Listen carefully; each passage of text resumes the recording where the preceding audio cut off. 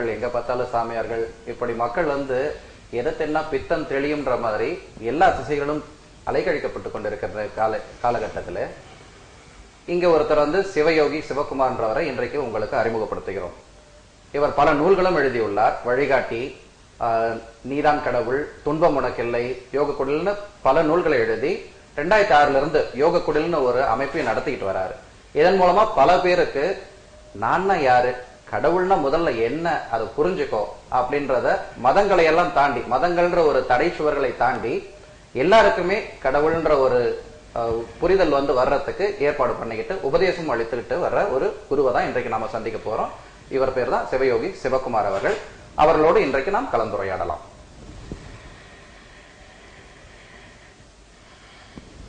வணக்கங்க. அனைத்து Benz TV நேயர்களுக்கும் வணக்கம். ஆன்மீக சம்பந்தமான இல்ல கடவுள் சம்பந்தமான உங்கள் கேள்விங்கெல்லாம் எனக்கு முன்னாடியே முன்வைக்கலாம். என்னை பத்தி சொல்லியிருப்பாங்க சிவயோகி சிவகுமார்னு. கடவுள் புரிந்து கொண்ட ஒரு மனிதன், கடவுள் அனுபவித்த ஒரு மனிதன், நானே அனுபவித்துக் கொண்டிருக்கிற மனிதன். இன்னொருத்தருக்கும் என்னால கடவுள் அனுபவிக்க வைக்க முடியும் அப்படின்ற நான். மதம் கடந்து நம்ம சிந்திக்கலாம், மதம் கடந்து புரிஞ்சுக்கலாம் கடவுள் என்றது தான் என்னுடைய. ஹலோ, ஒரு காலர் லைன் வந்திருக்காங்க. ஹலோ, சொல்லுங்கம்மா. ஹலோ, சொல்லுங்க. ஹலோ, உங்க டிவி வால்யூம் கொஞ்சம் குறைச்சிக்கிட்டு பேசுங்கம்மா. ஹலோ ஹலோ, சொல்லுங்கம்மா. ஹலோ சார், கேக்குது, நீங்க பேசுறது கேக்குது, சொல்லுங்கம்மா. நீங்க டிவி வால்யூம் குறைச்சாதாம்மா கேட்கும் நாங்க பேசுறது. சரி, அவர் தொடர்புல இல்ல போல இருக்கு. ஐயா, நீங்க தொடர்ந்து பேசுங்க. கடவுள் புரிந்து கொண்ட ஒரு மனிதன். நிறைய தேடுதல் எனக்குள்ள. கடவுள்னா என்ன, ஏன் இவங்க பல முரண்பட்ட மதங்கள் இருக்குது, ஒருத்தருக்கு ஒருத்தர் கடவுளின் பேர்ல இந்த உலகத்துல நிறைய சண்டைங்க வன்முறைங்க நடந்திருக்குது. எல்லா பேரழிவுக்கும் காரணம் கடவுளா தான் இருந்திருக்குது. சரி, அப்படின்னா கடவுள் இருக்குதா இல்லையா, இல்லைன்ற பக்கம் போயிடலாமா, இல்ல இருக்குதுன்ற பக்கம் போயிடலாமான்ற ஒரே சின்ன குழந்தையில இருந்தே எனக்கு அந்த குழப்பம்.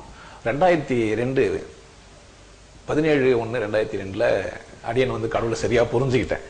அங்கிருந்து கொஞ்ச நாள் வெயிட் பண்ணியிருந்து 2006 யோக குடில் அப்படின்னு ஒண்ணு கட்டி கடவுள் எல்லாருக்கும் சொல்லி தரலாம் அப்படின்ட்டு, கடவுள் வியாபார பொருளா மாத்தல, கடவுள் எல்லாருக்கும் தெரிய வைக்கலாம் அப்படின்ட்டு தான் என்னுடைய நோக்கம். நான் ஒரு வியாபாரமா இதை செய்யல. நீங்க அங்க சத்சங்கத்துக்கு வந்தீங்கன்னா ஒரு 8 வாரம் தொடர்ந்த மாதிரி வந்தீங்கன்னா இலவசமாவே உங்களுக்கு சொல்லித்தரேன். நீங்களும் பயிற்சிகள் பண்ணி நீங்களும் அந்த கடவுளை புரிஞ்சுக்கலாம். கடவுள்னா என்னன்றது உங்க கருத்து என்னையா? ஏன்னா கடவுள் யாரு, இவரா, பல வகை கடவுள்கள் இருக்காங்க. பலதரப்பட்ட மக்கள் கடவுள்னா இன்னும் வேற வேற புரிதல் வச்சிருக்காங்க. சோ கடவுள்னா என்ன அப்படின்றது உங்க கருத்தை சொல்லுங்களேன். கடவுள் அப்படின்னா முதல்ல புரிஞ்சுக்கணும் நம்ம, அது ஒரு வினை சொல்லு.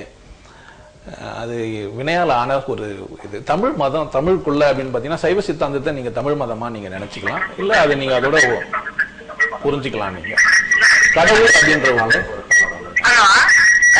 வணக்கம்மா. ஹலோ, சொல்லுங்கம்மா. உங்க டிவி வால்யூம் கொஞ்சம் குறைச்சிக்கோமா.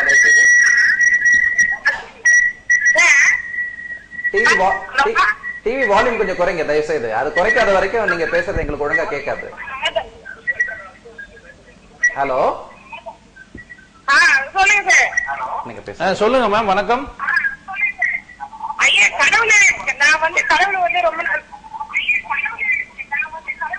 டிவி வால்யூம் குறைங்க. சரிங்க.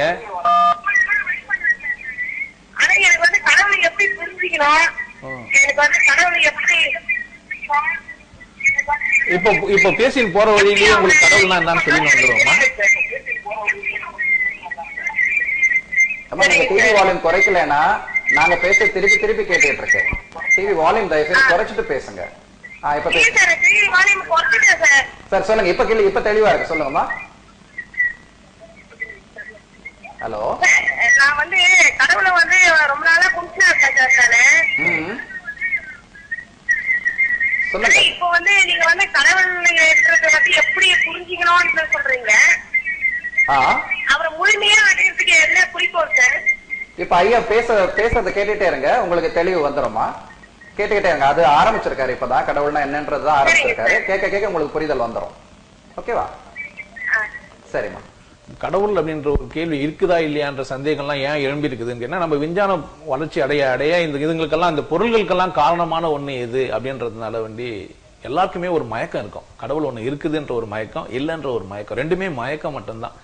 தெளிவு அப்படின்றது என்னன்னா அது பேர் தான் ஞானம். பொதுவா மனிதர்களுக்கு இருக்கிறது மயக்கம், இல்லைனாலும் இருக்குதுனாலும். அதுல தெளிவு அப்படின்றது வந்து ஒரு காலர், ஒரு இன்னொரு காலர் வந்திருக்காங்க போல இருக்கு. Hello hello. சொல்லுங்கம்மா. சார் நாங்க சாமி எப்போ செஞ்சிருந்து நாங்க கடவுளை தான் கும்பிட்டு இருக்கோம். ஓகே. ஆனாலும் எனக்கு தெரிஞ்சு இது வரைக்கும் எங்களுக்கு எதுவுமே நல்லது நடந்தது கிடையாது. ஓகே. 13 வருஷமா கல்யாணம் ஆகி 13 வருஷமா ஆகுது. ஓகே. 13 வருஷமா நான் கஷ்டமா தான் இருக்கு, கஷ்டப்பட்டு தான் இருக்கேனே தவிர எனக்கு எந்த பலனும் கிடையாது. ஓகே. 13 வருஷம். 2 பசங்க, 2 பொம்பளை பசங்க வேற. அதுவும் வந்து கடவுளை நினைச்சுன்னா ஒரு பையனா இருக்கணும் அப்படின்னு நினைச்சோம். பட் இருந்தாலும் 2 பொம்பளை பசங்க. அதுவும் இவருக்கு வந்து நான் கடவுளை கும்பிட்டு கூட எனக்கு 2 பொண்ணா பிறந்து சேர்ந்தது ஒரு வெறுப்பு இருக்கு. இப்போ ரொம்ப கஷ்டமா இருக்கும். கடையில வேலை இல்லை, வீட்டு வருமானம் அப்படின்னு பார்த்தா ரொம்ப மனசு கடவுளை கும்பிட்டு ஏன் கடவுளை கும்பிட்டோமோ அப்படின்ற மாதிரி ஒரு ரொம்ப கவலைதான் இருக்கே தவிர கடவுளை கும்பிடும்போது ஒரு மனசு திருப்தியோட என்னால கும்பிட முடியல. ஏன்னா எனக்கு 13 வருஷமா கஷ்டம் தவிர வேற எதுவுமே நான் பார்த்தது கிடையாது. இன்னும் எனக்கு கஷ்டமா தான் இருக்கே தவிர ஒரு வீட்டுல ஒரு நிம்மதியா என்னால இருக்க முடியல, ஒரு வெளியே போக முடியல. வீட்டுக்குள்ள ஒரு செய்தி மாதிரி, ஏன்னா வெளியே வந்தாலும் ஒரு நிம்மதி எதுவுமே இல்லை. கடவுளை கும்பிட்டு கூட எனக்கு ஒரு கஷ்டம். சரியாயிடுமா? சரியாயிடும், கவலைப்படாதீங்க. கடவுளை நீங்க கும்பிட்டுருந்தாலும் உங்களுக்கு வந்து வாழ்க்கையில தொல்லைங்கெல்லாம் வரது இல்ல. நீங்க இப்ப மனம் விட்டு அழுறதுனாலே வந்து உங்களுக்குள்ளவே நிறைய தீர்வுகள் கிடைக்கிறதுக்கான வாய்ப்புகள் இருக்குது. பெண் குழந்தை ஒன்னும் ஒரு பிரச்சனை இல்லம்மா, அவங்க கூட பெரிய ஆளா வர்றதுக்கான வாய்ப்புகள் நிறைய இருக்கு. அப்படி இல்லைங்க. இப்போ கும்பிட்டு நமக்கு ஒரு அளவுக்கு பலன் கிடைச்சு ஒரு, அதாவது அதுக்கான அறிகுறி தெரிஞ்சிச்சுன்னா நம்ம கும்பிட்டதுக்கு பலன் இருக்கு அப்படின்னு நினைக்கலாம். அதுக்கான அறிகுறியும் சுத்தமா தெரியாத போது அப்ப நம்ம கடவுளை கும்பிடுறது வேஸ்ட். கடவுளை கும்பிடாதவங்கன்னா கூட நல்லா இருக்காங்க. டெய்லி கும்பிட்டு சாமி கும்பிட்டு அதுவும் ஒரு பிரயோஜனமே இல்லாத போது வெறுப்பு தானே சார் வருது. வெறுப்பு கட்டாயமா வர்றதுக்கான வாய்ப்பு நிறைய இருக்குமா. ஏன்னா கடவுள் மேல நிறைய வெறுப்பு, கடவுள் மேல வெறுப்பாய் நிறைய பேர் சண்டையெல்லாம் போட்டு ஒருத்தர் மேல ஒருத்தர்லாம் நான் புரிஞ்சின கடவுளும் நீ புரிஞ்சின கடவுளும் வேற வேறன்ற மாதிரி சண்டையெல்லாம் போட்டு இருக்கிறாங்கன்னு தானே சொல்லி ஆரம்பிச்சேன். அப்படித்தானே என்னுடைய கேள்வியே ஆரம்பிச்சது. உங்க மாதிரியான நிலையில இருந்து தான் நான் இப்ப இங்க வந்திருக்கிறேன். அப்போ அந்த அதுவும் கும்பிடும் போது ஒரு மனசு ரொம்ப கஷ்டமா இருக்கும் போது சீக்கிரமா நீங்க அதுல இருந்து வெளியே வந்துருவீங்க அப்படின்ற மாதிரி தானே இருக்கு. கவலைப்படாதீங்க, சீக்கிரமா அதுல இருந்து வெளியே வந்துருவீங்க. கவலை இல்லாம இருங்க. நான் கடவுள் பத்தி இப்ப பேசுறதெல்லாம் புரிஞ்சுனே வாங்க, அது எப்படி இருக்குதுன்றதெல்லாம் தெரிஞ்சுனே வாங்க. அப்ப நீங்க வழிபாட்டு முறை கூட மாறிடும். சரிங்களா? இந்த கடவுள் தேரணும் அப்படின்ன உடனே கடவுள் எங்க தேர்றது, எப்படி தேர்றது, எங்க இருக்குது அப்படின்னு பார்த்தோன்னா இப்ப ஆளாளுக்கு ஒன்று சொல்றாங்க. ராக்கெட் எல்லாம் விட்டு பார்த்தோம், நாங்க சந்திரனுக்கு விட்டோம், கோள்களுக்கு எல்லாம் போய் நிற்கிறோம், அங்கெல்லாம் கடவுள் இல்லைன்றதெல்லாம் நம்ம படிக்க வேண்டியதாயிடுச்சு என்னுடைய வயசுல. இதுக்கு முன்னாடி இருந்த காலம் மனிதர்களுக்கு அந்த மாதிரியான அறிவியல் ஞானம் எல்லாம் இல்லாம இருந்த காலம். நான் வளர்ந்த காலத்துல அறிவியல் கொஞ்சம் வளர்ந்துருந்தது. இன்னைக்கு இன்னும் மாறினே இருக்குது. ஹலோ ஹலோ காலர் லைன்ல இருக்காங்க. ஹலோ ஹலோ சொல்லுங்க சார், யார் பேசுறீங்க? சார் நாங்க சென்னையில பேசுறோம் சார். சொல்லுங்க சார். சார் நான் வந்து ஒரு 5 வருஷமா சிவனை தான் சார் கும்பிட்டு இருக்கேன். ஓகே. இப்போ வந்து அந்த சிவனை கும்பிடுதால வீட்டுல எல்லாம் நீங்க சிவனை கும்பிடான்றாங்க. சிவலிங்க வழிபாடு தான் நான் பண்ணிட்டு இருக்கேன் வீட்டுல இருந்துச்சு. ஓகே. திருமணம் ஆகி 2 வருடம் ஆகுது, இன்னும் குழந்தை பாக்கி எனக்கு கிடைக்கல சார். ஓகே. அதனால பெரியவங்க நீங்க முருகரை கும்பிடுங்கன்றாங்க, அப்படி மாத்தி கும்பிடலாமா, பலன் கிடைக்குமா சார்? இல்ல, இறைவன் கடவுள் அப்படின்றது ஒண்ணுதான். இப்போ சிவன் முருகன்றது அப்பா புள்ளன்னு சொல்லி வச்சிருக்கிற கதைங்கெல்லாம் வந்து பின்னாடி ஏதோ ஒரு விஷயம் அதுல இருக்குது. அதுக்குள்ள ஏதோ ஒரு பெரிய சூட்சமா ஒண்ணு மறைச்சு வச்சிருக்கிறாங்க. நீங்க வந்து சிவனை கும்பிடுறீங்க, முருகரை கும்பிடுறீங்க, அது பிரச்சனை இல்லை உங்களுக்கு. முதல்ல கடவுள்னா என்ன புரிஞ்சுக்கோங்க. அதுதான் நான் பேச வரேன், அதுதான் நான் சொல்ல வரேன். கொஞ்ச நேரம் நீங்க என்ன வாட்ச் பண்ணீங்கன்னு வச்சுக்கோங்களேன், கடவுள்னா என்ன அப்படின்னு புரிஞ்சுப்பீங்க. நான் எப்படி தேடி கண்டுபிடிச்சேன்னு சொல்ற விஷயத்த நீங்களும் புரிஞ்சுனீங்கன்னா உங்களுக்குள்ளவே நீங்க அந்த கடவுளை தேடிடலாம். அதுக்கப்புறமா நீங்க செய்ய போறது பேர் தான் பக்தி. இப்ப ஏதோ உங்களுக்கு சொல்லி கொடுத்துருக்காங்க, நீங்க அதை வந்து வழிபட்டு இருக்கிறீங்க, அவ்வளவுதானே தவிர உண்மையிலேயே அது என்ன அப்படின்றத நீங்க வந்து முதல்ல புரிஞ்சுக்கணும். அதுதான் கடவுள்னு ஆரம்பிச்சேன் நான். இப்ப இது எங்க தேடுறது, எப்படி சொல்றது அப்படிலாம் வந்து பார்க்கும்போது நம்ம நிறைய நூல்கள்லாம் எடுத்துக்கலாம். இப்போ திருவள்ளுவரையோ இல்லது மத்த மகான்களோ கடவுள் புரிஞ்சுனா கடவுள் வாழ்த்து திருக்குறள்ல போட்டு வச்சிருக்காரு. கடவுள் திருக்குறளை ஒத்துக்காத மனிதர்கள் இல்லவே இல்லை. மதம் சார்ந்தது, எல்லாருக்குமானது அது.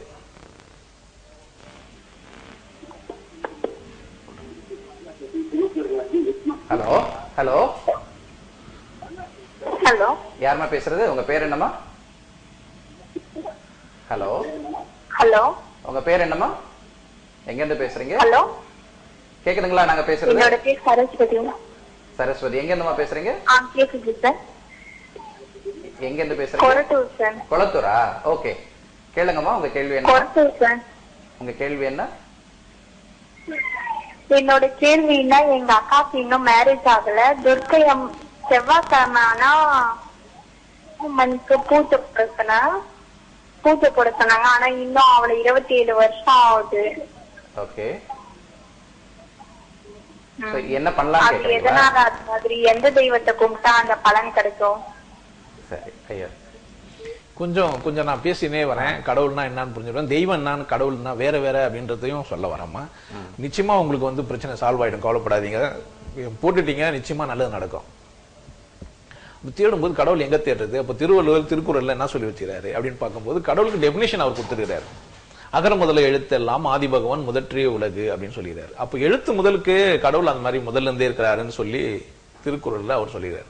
சரி, எங்க தான் இருக்கிறாரு, அது எங்க தான் இருக்குது அப்படின்னு இன்னும் கொஞ்சம் பரிச்சயமான மனிதர்களை, கடவுள் புரிந்து கொண்டதாக சொன்ன மனிதர்கள் எல்லாம் நம்ம போய் தேடணும்னு சொன்னா, பார்க்கும் இடம் எங்கும் நீக்க மறை இருக்கின்ற ஆனந்த பரிபூரணமே அப்படின்னு சொல்றாரு. பார்க்கிற இடம் எல்லா இடத்துலயுமே நீக்க மறை இருக்கிற ஒரு கடவுளை ஏன் அப்போ கோயில் கட்டி அல்லது மசூதி கட்டி அது சர்ச்சு கட்டி அதுக்குள்ள வச்சிருக்கிறாங்க? அப்ப எங்கேயுமே இருக்கிற ஒண்ணா இல்ல அது அதுக்குள்ள மட்டும்தான் இருக்குதா? ஒரு வழிபாட்டு தலத்துக்கு போய் தான் இறைவனை வணங்கணுமா? இல்ல எங்குமே இருக்கிற இடம்னா நான் இருக்கிற இடத்துலயே அதை வணங்கலாமா அப்படின்னு கேட்டீங்கன்னா, இருக்கிற இடத்துலயே நம்ம எங்க இருக்கிறோமோ அங்கேயே நம்ம கடவுள் வாங்கலாம்.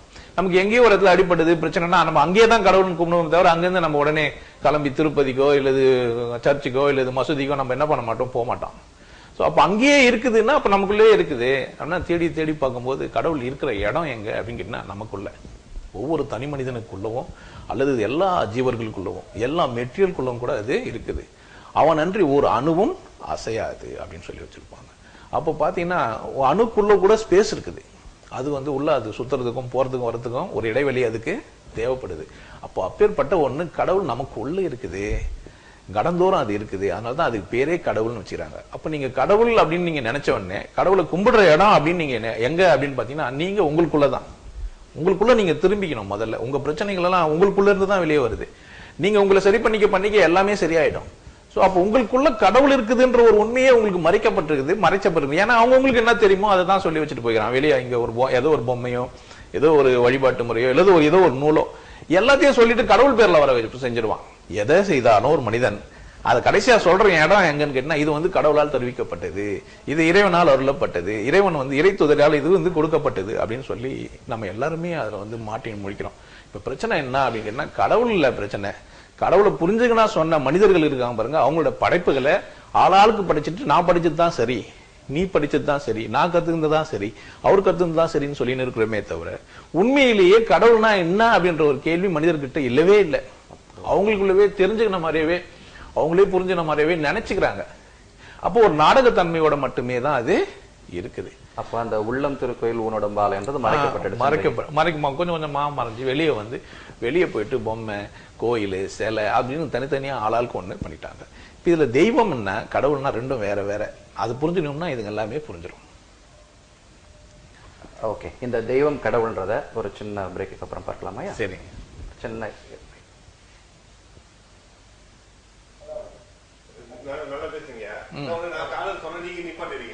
நீங்க பேசிட்டே இருங்க.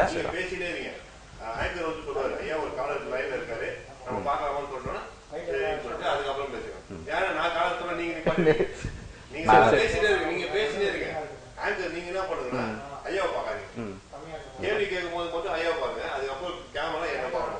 நான் காலர் சொன்னா அடுத்த காலர் லைன்ல ஒரு இந்த ஷோ ஆரம்பிக்கும் போது ஒரு 5 மினிட்ஸ் காலர் கொடுக்காதீங்க, பேசி முடிச்சுட்டு அதுக்கப்புறமே காலர். அதுதான் ஏன்னா ஒரு இதுவும் விஷயமும் இல்லை. இப்ப கடவுள் தெய்வம் பேச போறேன், இது முடிச்சிட்ட பிறகு காலர் கொடுங்க. அப்புறம் எதனா ஒரு கேள்வி கேட்டாங்கன்னா அது பதில் சொல்லுங்க. சொல்றேனே, சொல்லி தான் இருக்கிறேன். சரிங்களா? ரெடி.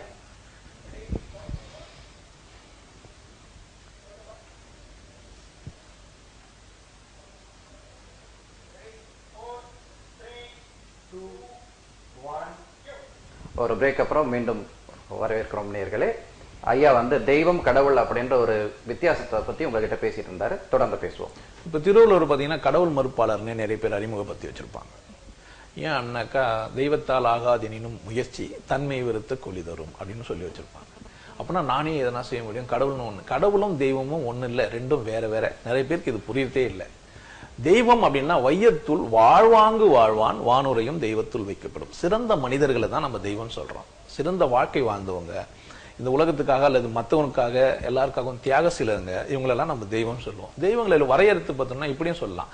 மாதா, பிதா, குரு, இந்த 3 பேரும் தெய்வம். 4வது இடத்துல தெய்வம் இல்லை. அம்மா ஒரு தெய்வம், அப்பா ஒரு தெய்வம், குரு ஒரு தெய்வம். வழிகாட்டிங்களும் நமக்கு தெய்வமா இருப்பாங்க. விசேஷமான மனிதர்களும் தெய்வமா இருப்பாங்க. நமக்கு யாரோ எங்கேயோ போறோம், நமக்கு ஏதாச்சும் விதத்துல நமக்கு உதவுறாங்க, பீரியட்ல இருந்து நம்மளை காப்பாத்துறாங்கன்னு சொன்னா அவங்களும் கூட தெய்வம். தெய்வம் வேற, கடவுள் வேற. நிறைய பேர் இந்த குழப்பம், தெய்வமும் கடவுளும் ரெண்டும் ஒண்ணுன்னு போட்டு ஒரே குழப்பம் பண்ணி வச்சுறாங்க. அப்படி இல்ல. தெய்வம் தொழால் கோணன் தொழுவாள். தெய்வம்னா தொழாம இருக்கலாம், நீங்க கடவுளா நீங்க தொழாமலாம் இருக்க முடியாது. இந்த குழப்பம் நிறைய பேருக்கு இருக்கிறதுனால தான் என்ன ஆச்சுன்னு கேட்டீங்கன்னா, தெய்வத்தை குற்றம் சொல்றதுக்கு பதில் கடவுளை குற்றம் சொல்லிடுறாங்க. நீங்க வணங்குறது, உங்க வழிபாட்டு முறைகள்ல நீங்க வச்சுன்னு இருக்கிறது, நீங்க வச்சுன்னு வணங்குற எல்லா சிலைகளும் தெய்வங்கள். லார்டு முருகா, லார்டு கிருஷ்ணா அப்படிதான் போட்டு வச்சிருப்பாங்க. தெய்வீகம் வேற, தெய்வம் வேற, கடவுள் வேற. ஒரு நல்ல மனிதனின் பண்புகள்ல சிறந்திருந்தான்னா அவன் தெய்வீகமானவன். அவரே வாழ்ந்து முடிச்சாருன்னா அவர் தெய்வமா மாறிடுறாரு. கடவுள்ன்றது உங்க உடம்புக்குள்ளவே இருந்து உங்களை வச்சு நிறுத்த. நான் சாப்பிட்டேன் அப்படி சொல்லலாம், நான் பேசுறேன் அப்படின்னு சொல்லலாம், நான் சிரிக்கிறேன் அப்படின்னு சொல்லலாம். நான் சிரிச்சுக்கிறேன்னு சொல்ல முடியுமா? ஏன்னா சிரிக்கிறது நான் பண்ணல. நான் என் இதயத்தை துடிக்க வைக்கிறேன் சொல்ல முடியுமா? சொல்ல முடியாது. சமயத்துல நான் சுவாசிக்கிறேன் அப்படின்னு கூட சொல்ல முடியாது. ஏன்னா நம்ம தீவிரமா வேலை செஞ்சு இருக்கும் போது சுவாசத்தை கூட மறந்து இருக்கிறோம். அப்ப பாருங்க, நான் செய்யறேன்னு சிலதும் என்ன மீறிய சிலதும் எனக்கு உடம்புக்குள்ளவே நடந்துன்னு இருக்குது, வெளியே எங்கேயோ நடக்கல. அப்ப புரிஞ்சுக்கோங்க, இந்த கடவுள் அப்படின்றது உங்களுக்குள்ள இருக்கிற ஒண்ணு. அது நீங்க வெளியே போய் எந்த சாமியார்கிட்டயோ அங்கேயோ இங்கே விலை கொடுத்து வாங்க முடியாது. வேணா ஒரு வழி சொல்லலாம், இப்படி போறதுக்கு இப்படி போங்க, இந்த உடம்புல இந்த இடத்துல அது இருக்குது, இந்த மாதிரி அது விசேஷமா இருக்குது, அதோட தன்மைங்க இப்படி இருக்குதுன்னு வேணா சொல்லலாம். அப்படி நீங்க தெரிஞ்சுக்கிறதுனால நீங்களும் ஒரு தெய்வீகமான மனிதராக மாறிடலாம்.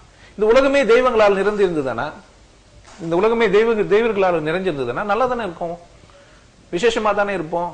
அப்போ தெய்வத்தை நம்ம நல்லா புரிஞ்சு வச்சுக்கணும்.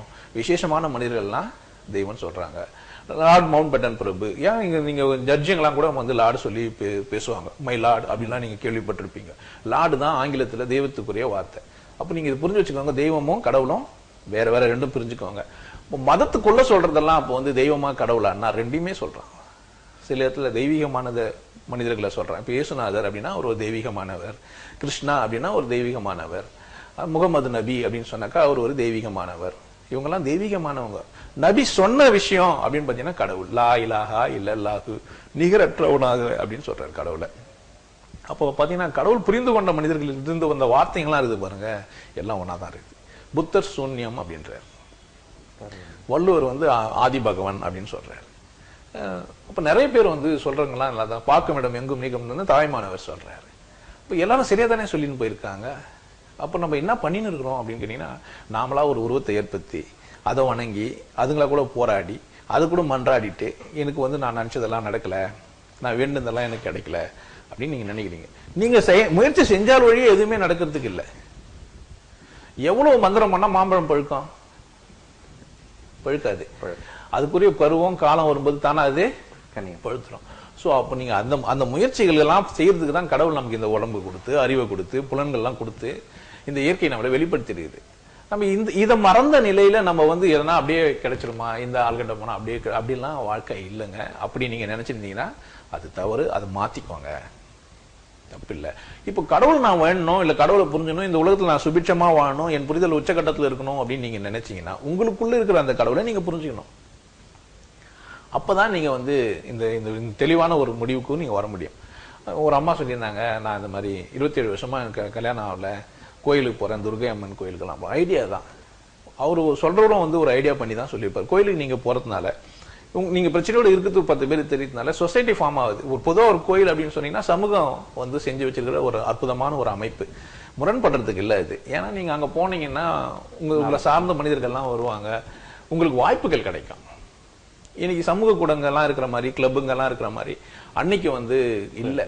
அந்த காலகட்டத்துல. அப்ப அந்த மனிதர்கள் எல்லாம் ஒருத்தருக்கு ஒருத்தர் பேசிக்கிறதுக்கு, கருத்து பரிமாறியதுக்கான ஒரு சிறந்த இடமா. கோயில்னாவே கூடம் இருக்கும், குளம் இருக்கும், நடனம் ஆடுறதுக்கான ஒரு இடம் இருக்கும், ஆடல் அரங்கெல்லாம் இருக்கும். நீங்க அங்க போனீங்கன்னா நீங்க ஒரு என்டர்டைன்மெண்ட். அப்பெல்லாம் இப்ப நீங்க வீட்டுக்குள்ளவே டிவி வந்து வச்சீங்க, எல்லாம் உங்களுக்கு எல்லாம் அதுக்குள்ளே வந்துச்சு. இப்ப நான் ஒரு சாமியார் இருந்தாலும் சரி, கடவுள் புரிந்து கொள்ள கூட உங்களை நாடி வந்து பேசுறதுக்கு ஆயிடுச்சு. புத்தருக்கு இந்த மாதிரி ஒரு வாய்ப்பு இல்லை. புத்தர் இந்த மாதிரி மீடியா எல்லாம் வந்து பேசிக்க மாட்டாரு. புத்தரை தேடி தான் எல்லாரும் போயிருப்பாங்க. இன்னைக்கு அப்படி இல்லை. இன்னைக்கு புத்தர் பிறந்தாருன்னா அவர் தேடி தான் அவங்க வீட்டுக்கு வந்துருவாரு. ஏன்னா அவங்க வீட்டு அறைக்கே வந்துடும் இப்ப எல்லா விஷயமும். அப்படி ஆயிடுச்சு. உலகம் மாறினே வருது. ஸோ ஈடு கொடுத்து அதுக்கேற்ற மாதிரியான புரிதல் உள்ள மனிதர்களும் உருவாகின்னு தான் இருக்கிறாங்க. தேடுதல் உள்ள ஒரு மனிதர்கள் கண்டுபிடிச்சிடுறாங்க. தேடுதல் உள்ள மனிதர்களுக்கு கட்டாயமா கடவுள் புரிஞ்சிடுறாரு.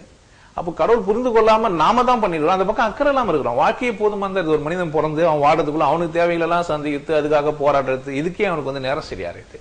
அப்படி அவரு அந்த மாதிரி நேரம் சரியா இருக்கும்போது அவர் என்னத்த செய்வாரு? பாவம் இந்த பக்கம் கடவுள் பக்கமே திரும்ப மாட்டாரு. ரெண்டாவது அவருக்கு ஏதோ ஒன்று கற்றுக் கொடுத்துட்டாங்கன்னா அதுலயே நின்றுடுவார். அந்த பொம்மையில இல்ல சர்ச்சில் இல்ல மசூதியில ஏதோ ஒரு மதம் சார்ந்து சொல்ல, எந்த மதத்துல இருந்தாலும் சரி. ஆனா அதுலயே ஒரு நன்மை இருக்கதான் செய்யுது. நான் அதை சொல்லல. அதை தாண்டி இந்த பக்கம் வந்துருங்க. நீங்க உங்களையே கவனிக்க ஆரம்பிங்க. நான் எப்படி சிறப்பா வாழ்றது. மக்கள் வந்து பழக்க வழக்கங்களுக்கு அடிமையாடுறாங்க. அப்ப எதை கத்து பழகுறாங்களோ அதையே திரும்ப இவரு பார்த்துட்டு அவரு குறை சொல்றது, அவரை பார்த்துட்டு இவரு சொல்றது, நான் செய்யறதுதான் சரி, நீ செய்யறது தப்பு, இப்படிதான் வாழணும் அப்படிதான் வாழணும், இவங்களுக்குள்ளவே ஒரே சண்டை.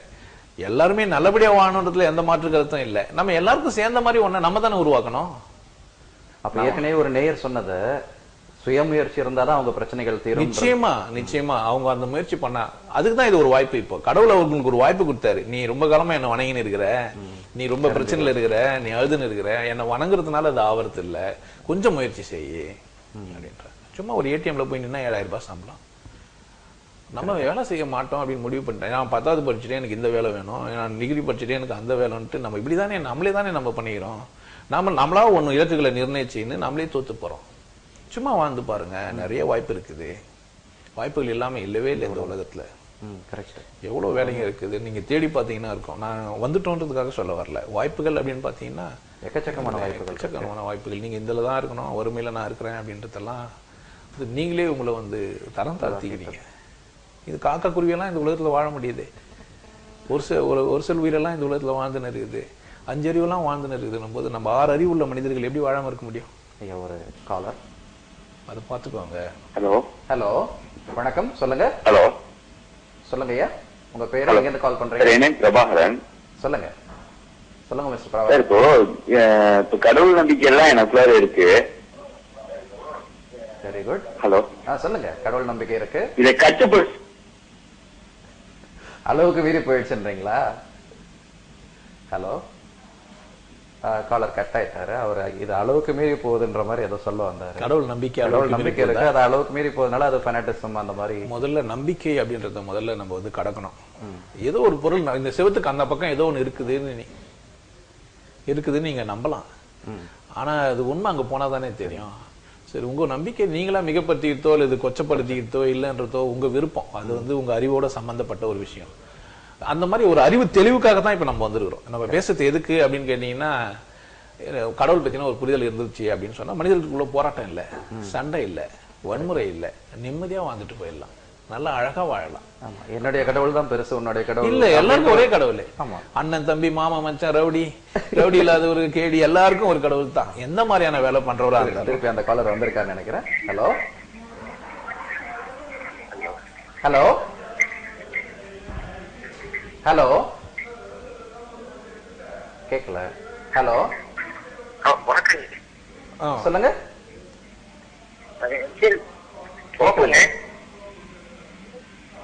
ஹலோ பாபு பேசுறேங்க. சொல்லுங்க பாபு.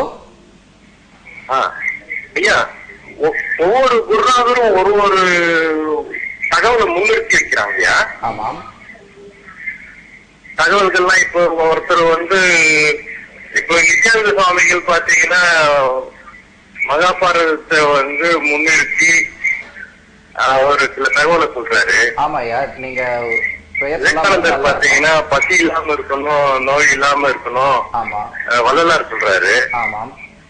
விவேகானந்தர் வந்து சொந்த முயற்சியில நீங்க ஆனந்தமா இருக்கலாம் இப்படி தகவல் சொல்றாங்க. ஆமாம். அப்ப உங்க ஆன்மீக தத்துவ பிரகாரம் மக்கள் வந்து செழிப்பா இருக்கணும், எல்லா பலன்களும் பெறணும், குடும்பத்துல ஆனந்தமா இருக்கணும் அப்படின்னும் போது நீங்க சொல்லக்கூடிய கருத்துக்கள் என்ன, நாங்க எதை வச்சு வழி நடத்தி அதை ஜெயிக்க முடியும்? ஆமா, பலர் பலவிதமான தகவல் தர்றதுனால நீங்க என்ன சொல்ல வரீங்கன்னு கேக்குறீங்க. ஐயா சொல்லத கேட்க. ஆமா, ஒவ்வொரு மகான்களும் இப்ப சமகாலத்துல இருக்கிறவங்க ஒரு நோக்கத்துல சொல்றாங்கய்யா. ஆமா ஐயா. அப்ப இன்னைக்கு நீங்க இருக்கும் போது நீங்க எங்களுக்கு பொதுமக்களுக்காக சொல்லக்கூடிய தகவல்கள் என்ன, அதன் மூலமா நாங்கள் பயன்படக்கூடிய எளிய வழிமுறைகள் என்ன? அதுதான் ஆரம்பத்திலே ஆரம்பிச்சோம். இன்றைக்கு வந்து குருக்கள் மலிந்து விட்டார்கள். எல்லாம் எந்த பக்கம் பார்த்தாலும் குருக்கள். அதனாலதான் இந்த மதங்களை எல்லாம் கடந்து மற்றவர்கள் முன்னெடுத்ததெல்லாம் வச்சு மனிதத்துக்கு பொதுவான விஷயங்களை பேசலாம் தான் இன்றைக்கு ஐயா வந்திருக்காரு. அவர் என்ன சொல்றான்னு கேட்கலாம். ஐயா வணக்கங்கய்யா. இப்போ கடவுள் ஒண்ணுன்ற பட்சத்துல போதனை முறைகள் ஏன் பல, இல்ல பிரச்சனைங்க ஏன் எங்களுக்குள்ள, ஆளாளுக்கு ஏன் முரண்பட்ட கருத்துக்களை சொல்றாங்க?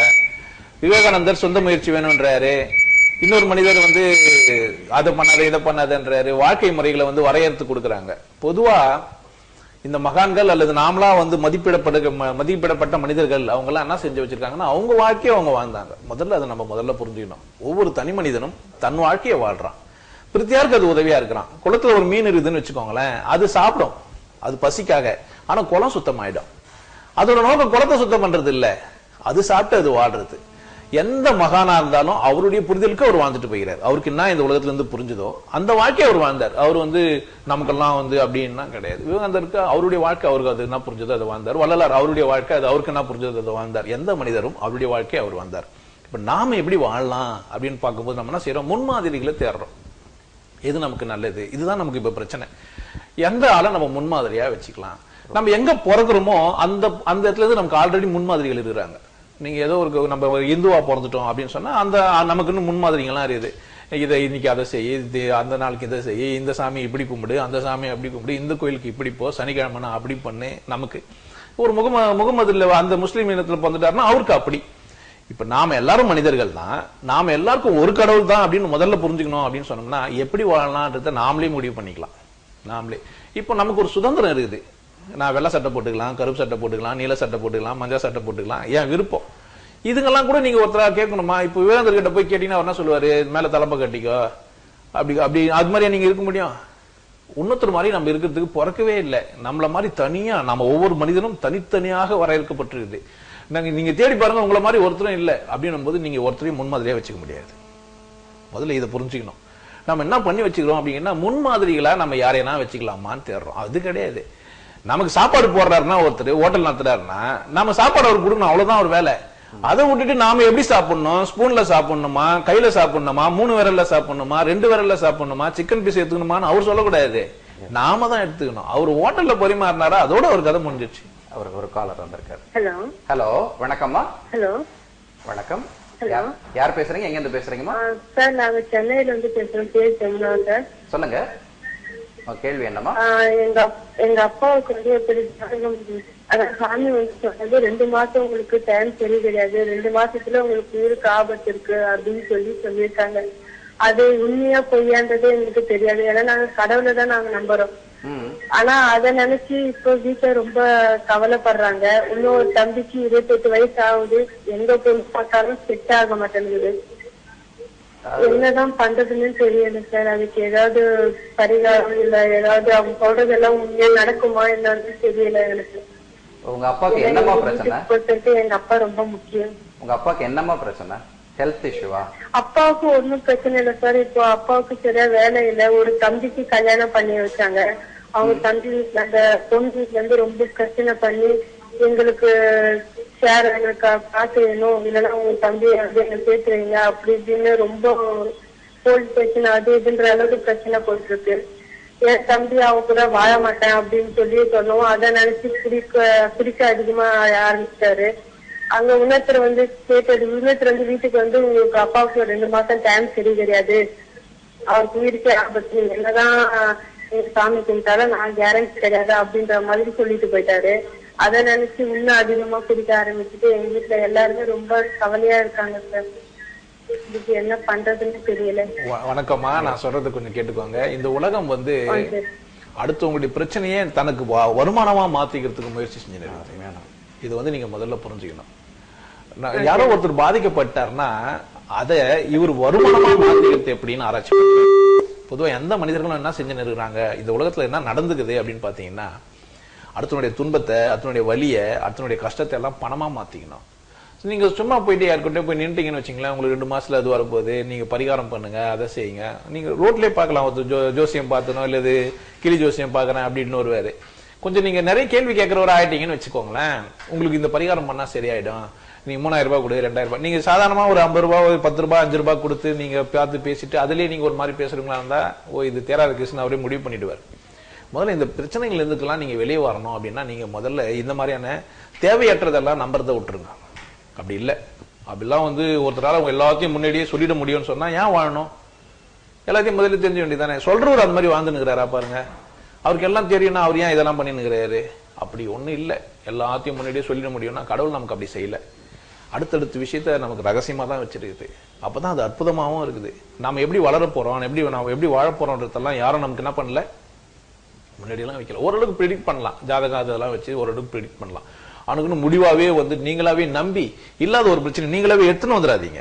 2 மாசத்துக்கு காலமா நீங்க அதுவாயிடுங்கன்னு சொன்னவொடனே நீங்க அதுவாயிடுவீங்களோ நினைப்பிலேயே அது ஆயிரத்துக்கான வாய்ப்பு இருக்குது. இப்ப நீங்க சொல்றீங்க குடிக்க ஆரம்பிச்சிட்டாங்க, அப்ப நீங்க என்ன ஆகும்? கஷ்டம் தானே, பாத்துக்கோங்க. இந்த மாதிரிலாம் நீங்க தொல்லைங்களை போய் நீங்களாவே வாலண்டரியா மாட்டிக்காதீங்க. எல்லாத்தையும் விட்டுருங்க, சம்பாதிங்க, சாப்பிடுங்க, அளவுல பாருங்க, எது நமக்கு தேவை அது மட்டும் பாருங்க.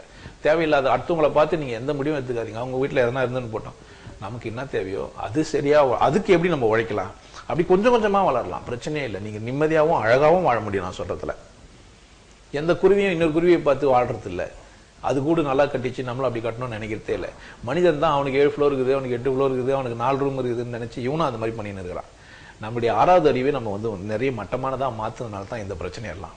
யாரோ பயமுறுத்தி விட்டு போயிட்டு இருக்காங்க. அது இன்னும் கூட நம்ம அப்படியே பயந்துனே ரொம்ப பயப்படாதீங்கம்மா, அப்படிலாம் இல்லை. இப்ப பேசிட்டீங்க, உங்களுக்கு தொல்லை தானா தீர்ந்துடும். நீங்களே பார்க்கலாம், ஆமா தான் இந்த மனிதன் ஏதோ வச்சுன்னு இருக்கிறான் அப்படின்னு உங்களுக்கே ரகசியங்கள்லாம் புரிய வந்துடும். நீங்க நிம்மதியா வாழ்வீங்க, கவலை இல்லாம இருங்க. ஏற்கனவே பேசிட்டு இருந்தேன், அதாவது தெய்வம் கடவுள், தெய்வம் வேற கடவுள் வேற, நல்லா புரிஞ்சு வச்சுக்கோங்க. தெய்வங்கள்லாம் இந்த மாதிரி வழிபாட்டு முறைகளுக்காக பயன்படுறது, கடவுள்ன்றது உங்களுக்குள்ள இருக்குது. இப்ப கடவுள் உள்ள இருக்குது அப்படின்றத நீங்க முதல்ல புரிஞ்சுக்கினீங்கன்னா அதை அடையறதுக்கான பேரு, அதை அடையிறதுக்கு பேர் யோகம். கடவுள்னா என்னன்னு புரிஞ்சுக்கினீங்கன்னா அதை அடையிறது, அது எப்படிதான் இருக்குது, அது நான் எப்படி அதை என்ஜாய் பண்றது. நீங்க தெரிந்து கொண்டாலும் தெரிந்து கொள்ளாவிட்டாலும் கடவுளோட தான் நீங்க இருக்கிறீங்க. ஒரு காலம். ஹலோ ஹலோ, யார் பேசுறீங்க? ஹலோ, நீங்க பேசுறத கேட்கலங்க. ஹலோ ஹலோ ஹலோ, இல்ல கட் ஆயிடுச்சா? ஹலோ, நீங்க பேசுறதும் கேட்கலங்க. ஓகே, ஹலோ சார், நம்ம பேசலாம் சார். அப்போ நம்ம இந்த கடவுள் நமக்கு உள்ள இருக்குதுன்றத புரிஞ்சு அல்லது புரிந்த மனிதர்கள் நமக்கு சொன்னதுதான் யோகம் அல்லது யோக சாஸ்திர நூல்கள்ல இருந்து வெளிப்படுறது. இது புரிஞ்சுக்க முடியுமா, நான் அனுபவிக்க முடியுமானா எல்லாரும் அனுபவிச்சுன்னு இருக்கிறோம், கொஞ்சம் ஸ்பெஷலைஸ்ட். இப்போ டெக்னிக்கலா ஒரு டிவி இருக்குது, எல்லாருமே பாக்குறோம் போறோன்றது வேற, ஒரு டெக்னீஷியன் பாக்குறதுன்றது வேற. அவர் உள்ள தருந்து உள்ளுக்குள்ள போயிட்டு அவர் எல்லா கண்ட்ரோலும் மாத்துறாரு, எல்லாம் செய்வாரு. நம்ம சாதாரண ரிமோட் குள்ள இருக்கிற கண்ட்ரோல் மட்டும் பார்த்திருப்போம், ஆனா டெக்னிக்கல் கண்ட்ரோல்னு உள்ள அதுக்குள்ள இருக்கும். அந்த மாதிரி இந்த பிசிக்கல் பாடி நம்ம பாக்குற இந்த உடம்பை வச்சு நம்ம என்ஜாய் பண்ணுறோம், புலன்களை கொண்டு பாக்குறோம், கேட்கறோம், சிரிக்கிறோம், நுகர்றோம், நல்லா சாப்பிடுறோம், இந்த மாதிரி வேலைகள் எல்லாம் நம்ம செஞ்சு நிற்கிறோம். இதுக்கு அப்புறமா கடவுளையும் கூட நம்ம புரிஞ்சுக்க முடியும். ஒரு காலம். ஹலோ, சொல்லுங்க சார். ஹலோ ஹலோ, சொல்லுங்க சார், எங்க இருந்து பேசுறீங்க, யார் பேசுறீங்க? நான் ஜிமிலிருந்து பேசுறேன். சொல்லுங்க. பேசுறேன். அதாவது கடவுள் மன்னிக்கிறவரா இருக்கிறாரு, ஆனா மன்னிக்க மாட்டாங்களே. அப்ப தெய்வத்துக்கிட்ட போய் கடவுளை குறை சொல்றாங்க எல்லாரும். அதை பத்தி என்ன நினைக்கிறீங்க? கடவுள் மன்னிக்கிறவரா இருக்கிறாரு இல்ல மன்னிக்காதவரா இருக்கிறாரு அப்படின்னாக்கா, முதல்ல நம்ம கடவுள் புரிஞ்சுக்காததுதான் இந்த பேச்செல்லாம் பேச முடியும். கடவுள் மன்னிக்கிறதும் இல்லை, மன்னிக்காம இருக்கிறதும் இல்லை. சூரியன் கிழக்கில் உதிக்கிறதா இல்லது கிழக்கு உதிக்கிற பக்கம் கிழக்கா? நமக்கு கத்து கொடுத்துட்டாங்க சூரியன் கிழக்கில் உதிக்கிறதுன்ட்டு. சூரியன் உதிக்கிற பக்கம் கிழக்கு. இன்கேஸ் நம்ம வேற ஒரு கிரகத்துக்கு போனோம்னு வச்சுக்கோங்களேன், சூரியன் எந்த பக்கம் உதிக்குதோ அதுதான் கிழக்கு. அப்போ சூரியன் உதிக்கிற பக்கம் கிழக்கு, ஆனா நம்ம உதிக்குது அப்படின்னு அதுக்கு நம்ம கட்டளை இடுறோம். பொதுவா இயற்கை நாம கட்டுப்படுத்திட்ட மாதிரி தான் நம்ம பேச்செல்லாம் இருக்குது. பசு பால் கொடுக்கிறது அப்படிதான் நம்ம கத்துக்கணும். பால் கொடுக்குதா கறக்குறோமா? பாருங்க, மன்னிக்கிறதுன்றது கடவுள் இல்ல, தண்டிக்கிறதுன்றதும் கடவுள் வேலை இல்லை. என்னுடைய அறிவு என்ன நானே நான் தண்டிச்சுக்குவேன். எப்படின்னு கேட்டா, நான் பண்ற குற்றங்கள் எல்லாம் என்ன நானே தண்டிக்கிறதுக்கான வழிவகுக்கும். நான் ஒரு பெரிய தேர்ந்த முட்டாள் அப்படின்னு வச்சுக்கோங்களேன், யாரெல்லாம் கெட்டு போனோம்னு நினைப்பேன். அப்ப என்னுடைய வழியெல்லாம் என்னுடைய செயல்கள்லாம் எப்படி இருக்கும் அப்படின்னு கேட்டீங்கன்னா, என்ன நானே அழிச்சுக்கிறதுக்காக இருக்கும். ரொம்ப எளிமையா சொல்லியிருப்பாங்க, கெடுவான் கேடு நினைப்பான். யார் கேடு நினைப்பாரு அடுத்து உங்களுக்கு நினைச்சீங்கன்னா தான் கெட்டு போறதுக்கு. இது நீங்க கோயிலுக்கு போய் வழிபடுறதுனாலயோ, அவர் மன்னிச்சிருவாருன்றதுனாலயோ, நீங்க போய் பாவ மன்னிப்பு கேட்கறதுனாலயோ பிரச்சனை தீந்துரும் அப்படின்னு நினைக்கிறது தப்பு. உங்களுக்கு நீங்களே ஒரு கணம் சிந்திச்சு நம்ம பண்றது தப்பா இருக்கும், நம்ம ஏன் அவங்களுக்கெல்லாம் இந்த மாதிரி துரோகம் பண்றோம் இல்ல கஷ்டப்படுத்துறோம் நீங்க நினைச்சீங்கன்னாவே மன்னிக்கப்படுறது வெளியே இல்ல, உங்களுக்குள்ள இருந்து புரிதல் அதுல இருந்து வெளியேட்டு வந்துடும். அடுத்த காலர். ஹலோ,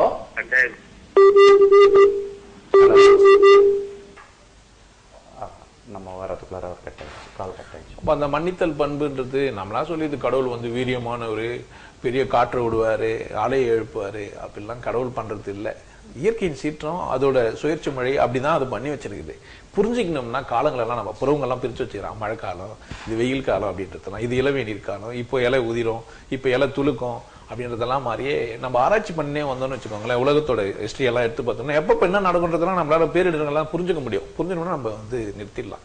சாதாரணமா ஒரு கிணறு வெட்டுறோம் அப்படின்னாக்கா முந்தின நாள் என்ன பண்ணுவாங்க, பருப்புங்கெல்லாம் போட்டு வச்சிருப்பாங்க, எறும்புங்கெல்லாம் எடுத்துன்னு போய் ஒரு இடத்துல தங்க வைக்கும். எங்க தங்க வைக்குதோ அங்க கிணறு வெட்டுவாங்க. இல்ல தண்ணி நிறைச்சிருக்கணும் அப்படின்னு சொன்னா மாடு ஒரு இடத்துல வந்து போட்டுக்கும், அந்த இடத்த போய் நோண்டுவாங்க. இப்ப அந்த மாதிரிலாம் வந்து ஆராய்ச்சி மனப்பான்மையோடவே சில ஜீவராசிகள் வாழுது. நமக்கு ஆறாவது அறிவு ஆராய்ச்சி மனப்பான்மை தான் கொடுத்துருக்குது. ஆனா நம்ம அதை வேற ஒண்ணுக்கு பண்ணி வச்சிருக்கோம். நாமளவே திணிச்சு வச்சுன்னு யாரோ ஒருத்தர் சொல்லி கொடுத்ததெல்லாம் நம்ம கத்து வச்சு நாம தான் கரெக்ட். என்னிலும் நான் வேற ஒருத்தர் சரியானது இல்லை, ஏன்னா நம்ம படிச்சுட்டோமே, அதனால அதுதான் கரெக்டா இருக்கும். வேற ஒரு காலர். Hello hello hello. சொல்லுங்க சார், யார் பேசுறீங்க? சார் வணக்கம் சார். வணக்கம், யார் பேசுறீங்க சார்? நாங்க பேச கேக்குதா? சார் சென்னையில இருந்து ரஜினி பேசுறேன், பாலாவக்கம். சொல்லுங்க சார்.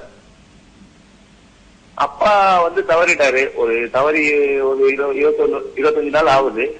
Okay, sorry. நான் வந்து கோயில் இதுக்கெல்லாம் போகக்கூடாதுன்னு சொல்லி எல்லாரும் சொல்றாங்க. ஆனா நான் வந்து பிரதோஷம் வரதான் இருக்கிறேன், வெள்ளிக்கிழமை பிரதோஷம் வருது, அது போலாமா?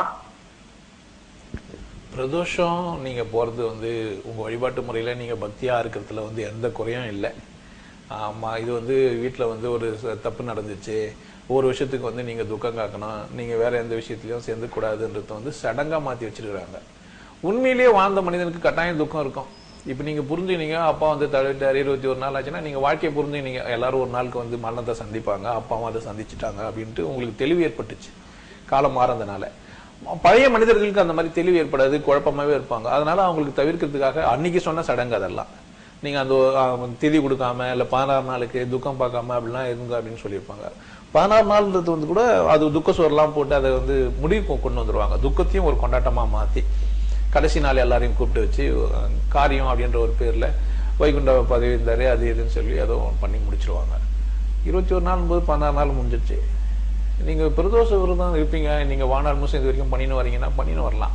ஆனா அது முட்டாள்தனம் தானா இல்ல சரிதானான்னு நீங்க தான் சிந்திக்கணும். ரெண்டாவது செக் அதுதான்.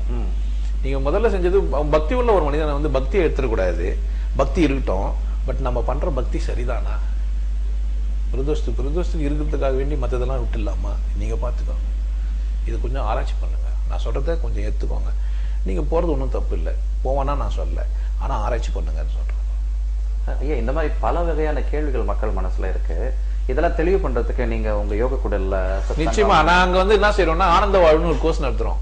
அங்க பாத்தீங்கன்னா உங்களுக்கு 2 நாள் கோர்ஸ்ல கடவுள்னா என்ன, வாழ்க்கைன்னா என்ன, நான் எப்படி சிந்திக்கணும், நான் எப்படி சிந்திக்கிறேன், என்னை யார் கட்டுப்படுத்துறா, நான் கட்டுப்பாடற்றோம்னா நான் என்ன எப்படி மாத்திக்கணும்ன்றத அந்த 2 நாள் கோர்ஸ்ல சொல்றோம். Every month second Saturday Sunday 2 days course 9 to 5.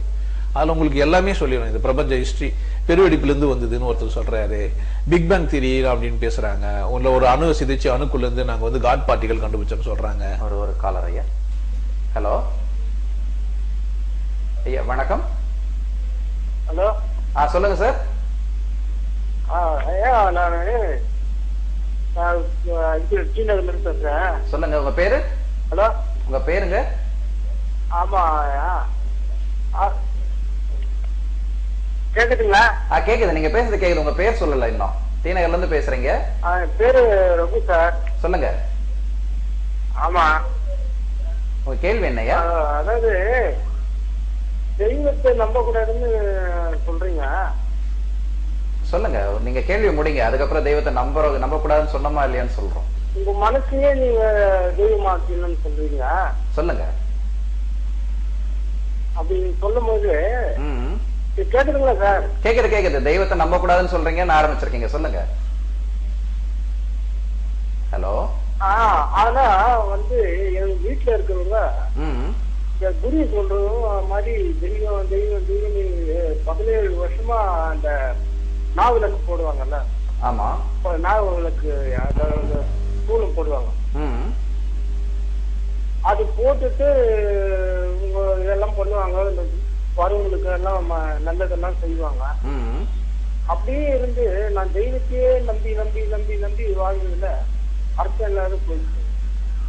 ஒரு தெய்வம் தெய்வம் தெய்வம் தெய்வம் போயிட்டு அவங்க இனி டைம் கோயில் போலான்னு போய் லாஸ்டா வந்து அவங்க தெய்வமே இதுவாகி போயிட்டாங்க, என்னை வச்சுட்டு போயிட்டாங்க.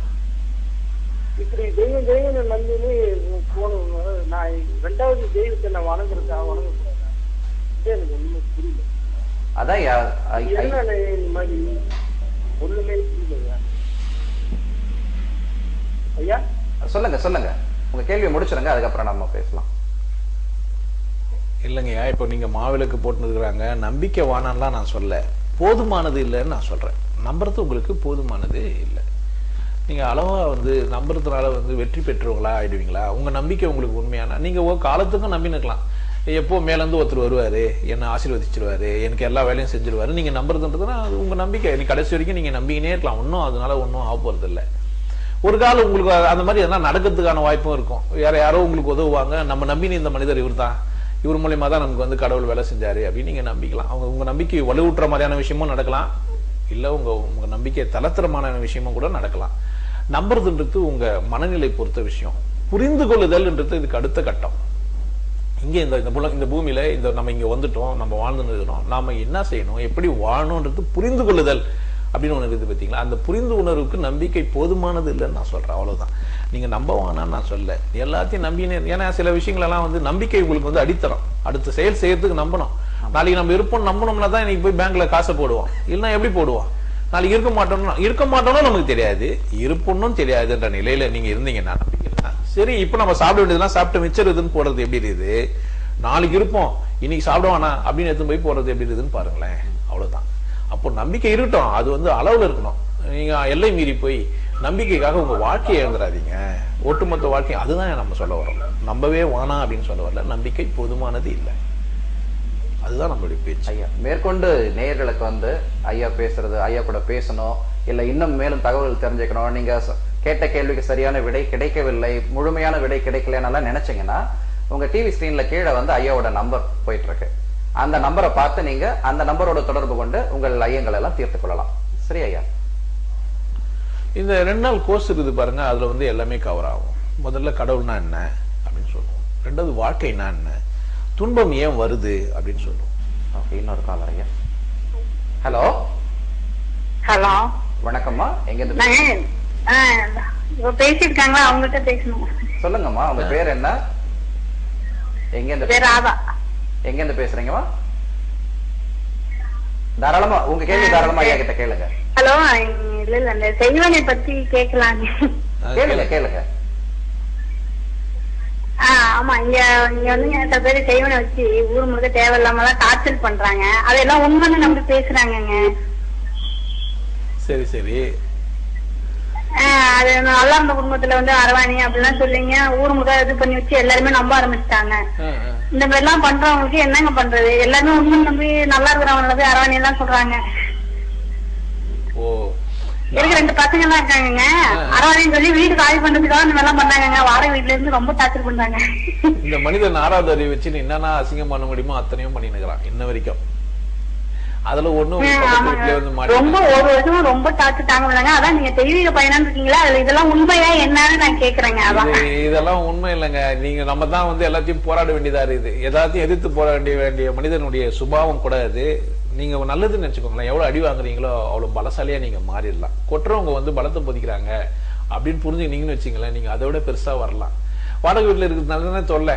ஒரு கால் உங்களுக்கு வந்து சொந்த வீடு வாங்குறதுக்கான சந்தர்ப்பம் வந்து இந்த இயற்கை தருது நீங்க நினைச்சுக்கலாம். இந்த சூழ்நிலையெல்லாம் உங்களுக்கு என்ன தருது அப்படின்னு பாத்தீங்கன்னா, அடுத்தவங்களை டிபெண்ட் பண்ணி இருக்கும்போது நம்ம அவங்க என்ன சொல்றாங்களோ கேட்டாகணுன்ற மாதிரி ஆயிட்டோம். சுதந்திரமா வாழ்வோமே, சின்னதா இருந்தாலும் நம்மளுதா இருக்கும்ல, குடிசையா இருந்தாலும் நம்மளுதுன்னு ஆயிடும்ல. அப்படி ஆகிறதுக்கான சந்தர்ப்பத்தை கூட உங்களுக்கு உருவாக்கி தரலாம் இந்த சூழ்நிலைங்க. பிரித்தியார் நம்மள என்ன வேணா சொல்லட்டுமே, அரவாணின்றாங்க, பொட்டன்றாங்க, நம்ம மத்தவங்க நம்மள என்ன வேணா சொல்லின்னு போட்டுமே, நாம யாருன்னு நமக்கு தெரியும். பிரித்தியாருக்கு தெரிய வேண்டிய அவசியம் என்ன? சரி, அப்படியே இருந்தாலும் அதுல ஒண்ணும் குற்றம் இல்லையே. கால் ஊனமா பிறந்தோன்னு வச்சுக்கோமே, இருக்கட்டுமே, நான் என்ன பண்ணணும், அது எனக்கு மட்டும் தானே. சரி, அது ஏன் ஊனமா பிறந்தோம் நான் தான் என்ன ஆராய்ச்சி பண்ணினுமே தவிர, பிரித்தியார் அதை சொல்றதுனால எனக்கு என்ன இருக்குது? அவங்க சொல்றவங்க என்ன சொல்லி தராங்களோ, உனக்கு இதனால தான் உனக்கு ஊனமாயிடுச்சு நான் சொல்ல போறாங்க, இதனால தான் உனக்கு பிரச்சனை ஆயிடுச்சு நான் மத்தவங்க அவங்க சொல்றாங்க. இல்ல, அவங்க இந்த உலகம் வந்து அடுத்தவங்க மட்டமா பாக்குறதே வந்து வேலையாத்தி தெரிஞ்சுன்னு இருக்குது. சர்வாதிகாரத்தை நீங்க தெரிஞ்சுக்கணும் அப்படின்னு பாத்தீங்கன்னா, 2 பேர் பேசினாங்கன்னு வச்சுங்களேன், 2 அறிவாளிங்க, அங்க போய் பாருங்களேன், 2 பேரும் நான் பெரியவன் நீ பெரியவன் பேசின்னு இருப்பான். நீங்க கவனிச்சீங்கன்னா விட்டு பாத்தீங்கன்னா நம்ம கன்ஃபியூஸ் ஆயிடுது, 2 பேர்ல யாரா பெரியவன். ஏன்னா ஒருத்தனும் அவங்க கருத்தை முன்வைக்கிறதுக்கு அவனும் இவங்க கருத்தை முன்வைக்கிறதுக்கு இவனும் 2 பேருமே பேசின்னு இருப்பாங்க. நம்ம அந்த விளையாட்டுக்கே விளையாட வேணாம், நம்ம அதுக்கு வரல. நம்ம வேலை என்ன, நம்ம சந்தோஷமா வாழ்றதுக்கு வந்துடுறோம். நம்ம என்னென்னலாம் செஞ்சா சந்தோஷமா இருக்கலாம், நம்ம எப்படி இங்க சம்பாதிக்கணும்ன்றது ஒண்ணு ஆயிடுச்சு, இந்த வேலை செய்யணுன்றது. பிரித்தியாருக்கு உதவி நம்ம உதவி பெறலாம். உதவி பண்றது உழைப்பா இருந்ததுன்னா நம்ம அவங்க கிட்ட இருந்து காசா வாங்கிக்கலாம், அவ்வளவுதான். அவங்களும் நமக்கு திருப்பி உதவியா உழைப்பாவும் தரலாம் அல்லது காசாவும் தரலாம். இது நம்ம தானே தேர்ந்தெடுத்து நம்ம தான் பண்ணிக்கணும். அப்போ இந்த மாதிரி நம்ம வாழ்ந்தனே வந்தோம்னா இந்த தொல்லைங்கெல்லாம் தானா காணாம போயிடும். ஒரு நாள் காணாம போயிடும். நீங்க கவலைப்படாதீங்க, உங்க வாழ்க்கை நீங்க வாழுங்க, சிறப்பா வருவீங்க, பயம் இல்லாம இருங்க. விசேஷமான அந்த 2 நாள் வகுப்பு பத்தி சொல்லிட்டு இருந்தேன். இது யாரெல்லாம் கலந்துக்கலாம்? எல்லா 12 வயசு ஆனவங்களும் கலந்துக்கலாம். 12 வயசு எல்லாருமே கலந்துக்கலாம். எல்லாம் தெரிஞ்சவன் நானுன்னா கூட அவங்க வரலாம். ஏன்னா உங்களுக்கு கடவுள் தெரியாம இருக்கலாம், வாழ்க்கை முறை உங்களுக்கு தெரிஞ்சிருக்கலாம், வாழ்றது எப்படின்னு உங்களுக்கு தெரியாம கூட இருக்கலாம். சூட்சமங்கள்லாம் நிறைய இருக்கும் உள்ளுக்குள்ள. அந்த விஷயங்கள்லாம் எல்லாம் தெரிஞ்சவன் நான் சொல்ல முடியாது. எல்லாம் தெரிந்த ஒரு மனிதன் இல்லவே இல்லை, எதுவுமே தெரியாத ஒரு மனிதன் இல்லவே இல்லை. ஏன்னா அவனுக்கு தெரிஞ்ச விஷயம் அவனுக்கே இருக்குது. ஒவ்வொரு தனி மனிதனுக்கும் தன்னை யாருன்னு தெரிஞ்சுக்கிறதுக்கான எல்லா தகுதியும் உண்டு. ஒவ்வொரு தனி மனிதனும் தன்னை யாருன்னு, ஆனா தன்னை யாருன்னு மட்டும் தான் தெரிஞ்சுக்கலாம், சுத்தி இருக்கிறதெல்லாம் தெரிஞ்சுக்கலாம். ஏன்னா புலன்கள்லாம் வெளியே இருக்கிறதுனால வேண்டி சுத்தி அந்த சாமியார் விசேஷமானவர், இவரை விட இந்த சாமியார் விசேஷமானவர், இவரை விட இந்த சாமியார்கள்லாம் இருக்கட்டும், நான் விசேஷமானவனா இல்லையா? அப்படி ஒரு காணம் கூட எந்த சாமியார்கிட்ட போனீங்கன்னா, நீங்க விசேஷம் நான் சொல்றாரு, அவரு விசேஷம்னு சொல்லி தெரியுறாரு. அதை வர கேட்டு வந்து இவரு விசேஷம் நீங்க ஊரெல்லாம் வர சொல்லு தெரியுவீங்க. போனீங்கன்னா எங்க எதுக்காக நம்ம அங்க போறோம்? ஆன்மீகம்னா என்ன அப்படின்னா, முதல்ல தெய்வீகம் ஆன்மீகம் இதெல்லாம் என்ன அப்படின்னு கேட்டீங்கன்னா, உங்களை உணர்த்துறது. தன்னை தான் அர்ச்சிக்க தான் இருந்தானே அப்படின்னு சொல்றாரு திருமந்திரத்துல. ஒரு மனிதன் தன்னை தானே அர்ச்சிக்கிறதுக்கு இருப்பானா, தனக்குள்ள இருக்கிற விசேஷங்கள் எல்லாம் நீங்க கண்டு பிரமிச்சு போனோம். கடவுள் இல்லைன்னே உங்களால சொல்ல முடியாது. மதங்களால சொல்லும் போது தான் கடவுள் இல்லைன்னு முரண்பாடு வருது உங்களுக்கு. நீங்க இல்லைன்னு சொல்ல முடியுமா? ஒரு மனிதன் நான் இல்லைங்க, நான் இல்லவே இல்லை அப்படின்னு சொல்ல முடியுமா? சொல்ல முடியாது. அதுதான் கடவுள் இல்லைன்ற அர்த்தம். ஏன்னா கடந்து உள்ள ஏதோ ஒண்ணு இருக்குது, அதுக்கு பேர் தான் கடவுள். அது ஏதோ உள்ள ஒண்ணு, அது ஆற்றல்னு சொல்லுங்க, இல்ல சக்தின்னு சொல்லுங்க, இல்ல எனர்ஜின்னு சொல்லுங்க, யகோவான்னு சொல்லுங்க, ஆண்டவர்னு சொல்லுங்க, என்ன. ஆனா தெய்வம் இல்லை. இது தெய்வம்ன்றது வெளியே பிசிக்கலா இருக்கிற ஒண்ணு, அது வேற. தெய்வம்ன்றது வேற, தெய்வீகம்ன்றது வேற. தெய்வீகத்தினால நீங்க கடவுளை உணர்றது உங்களுக்குள்ளவே இருக்கிற இது இருக்குதுன்னு நீங்க புரிஞ்சுட்டு சும்மா அப்படி இது தொட்டு பாருங்க, இதயம் டப்புன்னு துடிச்சுன்னு இருக்குது. அப்போ என்ன இதயம் துடி இதுன்னா நீங்களா ஒரு 2 நிமிஷம் நிற்ற முடியுமா? அப்போ நமக்கு நம்ம தாண்டிய ஒரு விஷயம் நமக்குள்ளவே இருக்குதுன்னு எந்த சாமியாரும் சொல்ல மாட்டேன்றான். தம்பி நீ ஒரு விசேஷம் பா, நான் போறேன் ஒரு இடத்துக்கு, தம்பி நீ விசேஷம், உனக்குள்ள விசேஷமான ஒண்ணு சுமந்தன் இருக்கிறேன். சினிமாவில் வேணா சில இடத்துல டைலாக் சொல்றான், நான் கடவுள் என்று எனக்கு தெரியும், நீ கடவுள் என்று உனக்கு தெரியாது. அவ்வளவுதான். உனக்கு தெரியாது, ஆனா நீங்க தெரிஞ்சுக்கலாம். அங்க சந்தர்ப்பம் தந்து வச்சுக்கிறான். இந்த பாபா படத்துல பாத்தீங்கன்னா அவர் அந்த மாதிரி பேசியிருப்பாரு. அப்ப நீங்க விசேஷத்தை புரிஞ்சுக்கிறதுக்கு தான் நீங்க இங்க வந்துருக்கீங்க. அதை புரிஞ்சுக்கோங்க. ஒரு காலரையா. வணக்கம். Hello hello. சொல்லுங்க ஐயா. ஐயா வணக்கம். என் பேர் முனிராஜ், நான் சென்னை போரூர்ல இருந்து பேசுறேன். சொல்லுங்க முனிராஜ். எனக்கு ஒரு சின்ன டவுட். இந்த ஜோசியம் இதெல்லாம் சொல்றாங்க இல்லையா? ஆமாம். ஹலோ. சொல்லுங்க, ஜோசியத்தை பத்தி கேக்குறீங்க, சொல்லுங்க. இப்ப ஜோசியம் அதெல்லாம் சொல்றாங்க. இப்ப என்னன்னா, இப்போ நம்மளுடைய அந்த பிறப்பு சம்பந்தப்பட்ட விஷயங்கள் எல்லாமே வந்து போன ஜென்மத்துல நாம செஞ்ச பாவ புண்ணியங்கள் அதை பொறுத்துதான் வந்துட்டு இந்த ஹாரோஸ்கோப் வந்து இப்ப அமைஞ்சிருக்கு அப்படின்லாம் சொல்றாங்க இல்லையா? அது வந்து எப்படி எடுத்துக்கிறது அப்படின்னு எனக்கு தெரியல. அதை எப்படி எடுத்துக்கிறது? இப்ப போன ஜென்மத்துல வந்துட்டு நான் என்னவா இருந்தேன், என்ன பாவம் பண்ணேன், என்ன புண்ணியம் பண்ணேன் அப்படின்னு சொல்லி நம்மளுக்கு தெரியவே தெரியாது. சோ அதை பொறுத்துதான் வந்து இந்த பிறவி வந்து அமைஞ்சிருக்கு அப்படின்னா நிறைய சொல்றாங்க இல்லையா, அதை எப்படி எடுத்துக்கிறதுன்னு எனக்கு அதை எப்படி எடுத்து அதை கொஞ்சம் எக்ஸ்பிளைன் பண்ணீங்கன்னா எனக்கு திருமலர் சொல்லுவாரு, அவருடைய மாஸ்டர் நந்திய சொல்லுவார். முதல்ல பிறவி இருக்குதா ஒரு கேள்வி தனி. ஜோசியங்கள்லாம் வந்து உண்மைதானா இது ரெண்டாவது கேள்வி. ஜோசியங்கள் வந்து பிறவியை எல்லாம் கூட அது எடுத்துக்காட்டுதா இது மூணாவது கேள்வி. இப்படி பல கேள்விகளை அவர் ஒன்னாடிக்கிட்டாரு. இது மாதிரி நான் நம்பலாமா, எப்படியா தெரியுது பத்தி சொல்லுங்க. இப்போ கோள்கள்லாம் இருக்குது, கோள்கள்ல இருந்து வந்து ரேஸ்லாம் இப்போ வருது, நியூரான்லாம் வந்து டிராவல் ஆகுது, அப்படிலாம் நம்ம வந்து ஆராய்ச்சி மூலயமா பண்ணி போறோம். வெயில் நிறைய காலத்துல வந்து சூரியன் கிட்ட வரும்போது வெயில் அதிகமாகவும், தூரம் போகும்போது காலம் கம்மியாகும். அந்த மாதிரிலாம் நம்ம வந்து படிக்கிறோம், அறிவியல்லாம் நம்ம படிக்கிறோம். இந்த சூரியன்ல இருந்து வரது கதிர்கள்லாம் நம்ம வந்து தெரியுது. இப்ப இந்த ஜோசியங்கள்லாம் வந்து அப்படியெல்லாம் ஒரு மனுஷனை ஆட்டு வைக்குமா அப்படின்னு ஆராய்ச்சி, அது ஒரு தனி கலை, ஜோதிட கலை அப்படின்றது ஒரு தனி. இந்த ஆராய்ச்சியில முழுசுமா வெற்றி பெற்றுட்டாங்களா, சரியா துல்லியமா கணிச்சுட்டாங்களா அப்படின்ற கேள்வி எல்லாம் அங்க இருக்குது. அந்த பக்கம் ஜோசியம் அப்படின்னு பாத்தீங்கன்னா உங்களை வரையறுக்கிறதுக்கு, உங்களை யாருன்னு சொல்றதுக்கெல்லாம் உங்க ஜோசியம் போதும்னா, அப்போ உங்களுக்குன்னு ஒரு எண்ணம், உங்களுக்குன்னு ஒரு சிந்தனை, இதெல்லாம் உங்களுக்கு தேவையே இல்லை. ஏன்னா அது எல்லாமே பிளான்டு. அப்ப நீங்க யோசிக்கணும், கம்முன்னு வந்துட வேண்டியதுதான். இது ஜோசிக்காரன் சொல்லிட்டு நான் எத்தனை 10 அடி எடுத்து வைக்கணுமா, 20 அடி எடுத்து வைக்கணுமா, லெப்ட் போகணுமா, ரைட் போகணுமா, நான் அங்க போகணுமா, இங்க போகணுமா, ஜோசிக்காரே கேட்டு போயிடலாம். நம்ம என்ன இந்த மாதிரி கேள்வி எல்லாம் கேட்காத வரைக்கும் சவுக்கியம் ஜோசிக்காரருக்கு. ஏங்க நான் இன்னைக்கு என்ன சண்டை போடணும், இந்த மாதிரிலாம் இருக்கிறவங்க எல்லாம் இருக்கிறாங்க. சில பேர் முதலமைச்சர் ஆகணும் அப்படின்னு சொல்லிட்டு வீட்டுல வந்து பைபிள் படிச்சுங்கிறாங்களா 2 பேர் உட்கார வச்சுன்னு. அந்த மாதிரி ஆளுங்கெல்லாம் கூட இருக்கிறாங்க இந்த உலகத்துல. அந்த மாதிரியே வாழ்ந்துனுக்கிறவங்களும் இருக்கிறாங்க. நான் வந்துட்டாரு, என்ன வந்து அவர் காப்பாற்றுவாரு, நான் என் குலதெய்வம் இது. அந்த பக்கம் ஒன்றும் ட்ராக், நம்ம அந்த பக்கம் போவேனா ஒரு கேள்வியை அப்படி அப்படி பண்ணிடுவோம். அது ஒரு கலையானா விசேஷமான அறிவியல், அது எல்லாருக்கும் அது வந்து உட்பட்டு வந்ததுல ஜோதிட கலையும் வந்து அடியே நடத்துற எப்பாச்சும் ஒரு முறை. ஆனா அது வந்து முழுசுமா ரெமிடிஸ் எல்லாம் எல்லாம் இல்லை, 10 வழி அதுல இருக்குது. எப்படி நீங்க பூமியில வாழ்றவங்களுக்கு ஒரு ரூட்னாக்கா எல்லா இணைப்புகளும் வந்து இந்த பிரபஞ்சத்தோட இன்னொரு இடத்துக்கு, இந்த பூமியில அடுத்த இடத்துக்கு இணைச்சிருந்தா அது பேர் சாலை.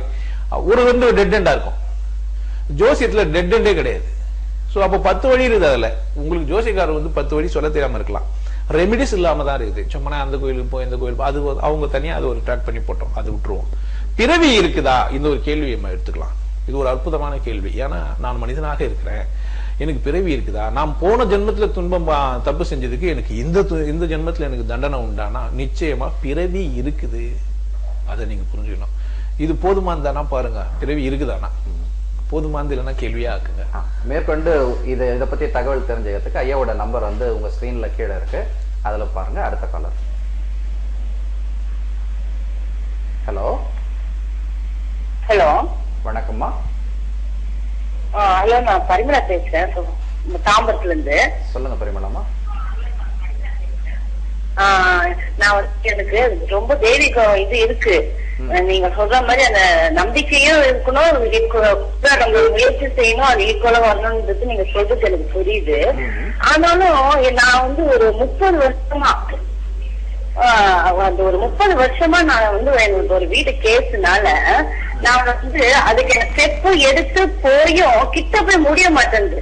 அப்போ தெய்வம் மேல தப்பு சொல்றதா, நமக்கு அந்த அது ஈக்குவலா நம்ம எடுத்து பண்றது அது மேல தப்பு சொல்றதான்றது எனக்கு புரியல. சாமியை என்னால வெறுக்கவும் முடியல, ஆனா சாமியாக்கு போயிடுவேன். அந்த இதுக்கு அந்த டைமுக்கு நீங்க சொல்ற மாதிரி நம்பிக்கையும் இருக்கு, அதுக்கு என்ன முயற்சியும் செஞ்சுட்டு இருக்கேன். செஞ்சு கூட நமக்கு சக்சஸ் ஆக மாட்டேன் போது, அப்ப நீங்க சொல்ற மாதிரி அதை நான் ரொம்ப அதிகமா மூட நம்பிக்கையில போறேன்னா இன்னும் எனக்கு கொஞ்சம் புரியல. ஒரு விஷயத்த 30 வருஷமா நடந்துருக்குது, இதுக்கு ஒரு முடிவு வர மாட்டேங்குது, நம்ம ஸ்டெப் எடுத்தோம் அப்படின்ற ஒரு ஆதரவு எனக்குள்ள ஒரு இது இருந்துட்டே இருக்கு. அதுக்கு நீங்க சொல்ற கருத்து எனக்கு ஒரு நல்லா இருக்கணும்னு நான் நினைக்கிறேன். அதான் கை கெட்டினது வாய் கெட்டாம போய்கிட்டே இருக்கு. ஒருவேளை காலம் கனியாம இருக்குமா என்னமா ஐயா கிட்ட கேட்கலாம். முயற்சி திருவினையாக்கும், இது வந்து மாற்று கருத்து இல்லை. ஆனா எதை முயல்றன்றதை பொறுத்துதான். மனிதன் பறக்க முடியுமா? ஆனா பறக்க முடியாது. அந்த மாதிரி முயற்சி நீங்க செஞ்சீங்கன்னா சாத்தியம் இல்லை. 30 வருஷமா நீங்க ஒரு கேஸ் எடுத்து நடத்துறீங்க. கேஸ்னாவே வந்து நீங்க ஆயில் முடிச்ச பேர்லாம் கூட தீர்ப்பு சொல்றதெல்லாம் கூட நடந்துருக்குது நம்ம பக்கம். அது உள்ள நம்ம அரசியல் சம்பந்தப்பட்ட ஒரு விஷயமா அல்லது நிர்வாகம், நீதி நிர்வாகத்தை பத்தினா ஒரு சம்பந்தமா போயிடுது. எடுத்துக்கின கேஸ் பாசிபிலிட்டிஸ் என்னன்னா அப்படின்னு நீங்க தான் ஆராய்ச்சி பண்ணணும். ஏன்னா பாசிபிலிட்டிஸ் இல்லாததெல்லாம் நீங்க எடுத்து நீங்க 30 வருஷம் இல்ல 100 வருஷம் நடந்தாலும் நடக்கிறதுக்கான வாய்ப்பு இல்லாம இருக்கும். சோ முயற்சி தப்பு இல்ல, ஆனா சரியான முயற்சியான்னு பார்க்கணும். நிறைய பேர் முயற்சி கைவிடப்படாது எல்லாம் இல்லைங்க, எல்லாம் செஞ்சிட முடியாது. நம்மளால பறக்க முடியவே முடியாது எத்தனை வருஷமா. ஆனா ஒரு கருவியை கொண்டு பறக்க முடியும். ஒரு கருவியின் துணையினால நம்ம என்ன செஞ்சிடலாம், ஒரு ஹெலிகாப்டரோ ஏரோப்ளைனோ வேற ஏதோ ஒண்ணு எடுத்துன்னு நம்ம என்ன பண்ணலாம், பறந்துடலாம். ஆனா மனிதன் தனியா பறக்க முடியுமா? சாத்தியம் இல்லை. ஏன்னா நம்ம கிட்ட இறகுகள் இல்லை. அதனால நம்மளால பறக்க முடியாது. சில விஷயங்கள் நம்மளால முடியாது, அதை நீங்க முடிவுக்கு கொண்டு வரணும். எது நம்மளால முடியும், எது முடியாது, எதை செய்யலாம், எதை செய்ய வேணான்ட்டு. நீங்கன்னா தேவையில்லாம நானும் உழைக்கிறேன்னு சொல்லிட்டு பெரிய சமட்டி போய் மலையை ஓடிச்சுன்னு இருந்தா எப்ப நீங்க முடிவுக்கு வருவீங்க? முடிவுக்கு வரவே முடியாது. அப்போ முடிவுக்கு வர முடியாத விஷயங்களை நீங்க முயற்சி செய்யாதீங்க. பாத்துக்கோங்க, நம்ம தப்பா முயற்சி செய்யறோமா? கிழக்கு பக்கம் போக வேண்டியதுக்கு மேற்கு பக்கம் போனீங்கன்னா எப்ப போய் ஊர் சேருவீங்க? சேர முடியாது. பாத்துக்கோங்க. இன்னும் பேசிக்கிட்டே இருக்கலாம் ஐயா, ஆனா நமக்கு நேரம் பற்றாக்குறை வந்து விட்டது. மேற்கொண்டு உங்களுக்கு ஏதாவது கேள்விகள் இருந்தாலோ ஐயங்கள் இருந்தாலோ உங்க ஸ்கிரீன்ல கீழே ஒரு நம்பர் இருக்கு, அந்த நம்பருக்கு நீங்க போன் பண்ணி தாராளமா தெரிஞ்சுக்கலாம். பேச வேண்டிய எங்கள் நேரம் முடிவடைந்து விட்டது. வாழ்க்கையில் மாற்றத்தை ஏற்படுத்த வேண்டிய நேரம் உங்களுக்கு இப்பொழுது ஆரம்பிக்கிறது. நன்றி. நல்வாய்ப்புக்கு நன்றி. எல்லாரும் நல்லா இருங்க.